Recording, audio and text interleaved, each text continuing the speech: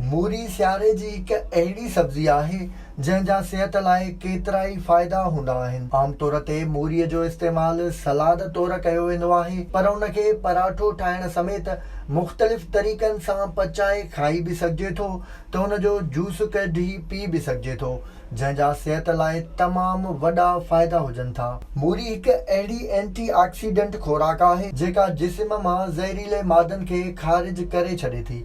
मूरीअ जो कहिड़ी बि सूरत में इस्तेमालु हाज़िमे समेत सिहत लाइ मुख़्तलिफ़ फ़ाइदनि वारो हूंदो आहे, पर अॼु असां अव्हांखे उन जे जूस जा कुझु फ़ाइदा ॿुधाईंदासीं। नंबर 1, मूरीअ जो जूस पीअण सां न रुॻो शुगर जे मर्ज़ खां बची सघिजे थो, पर उहो इन मर्ज़ में मुब्तला माण्हुनि जी हाई लेवल शुगर खे घटि करण में बि वॾी मदद ॾींदो आहे। नंबर 2, मूरीअ जो जूस जिगर जी सफ़ाई में अहम किरदारु अदा कंदो आहे ऐं जिगर मां ज़हरीले मादनि खे ख़ारिज करे उन जी सिहत बहाल करे थो। इहो ई सबबु आहे त माहिर यरकान जे मरीज़नि खे बि मूरीअ जे इस्तेमाल जो मशवरो ॾींदा आहिनि। नंबर 3, इहो जूस बहितरीन एंटी ऑक्सीडेंट हुजण सां गॾोगॾु इन में कैल्शियम ऐं पोटाशियम जो बि झझो मिक़दार मौजूदु हूंदो आहे, जेको ब्लड प्रेशर खे वधण खां रोके थो, जंहिंजे करे दिलि ते दबाव में घटिताई ईंदी आहे ऐं दिलि जी बीमारियुनि जा ख़तरा घटिजी वेंदा आहिनि। नंबर 4, मूरीअ जो जूस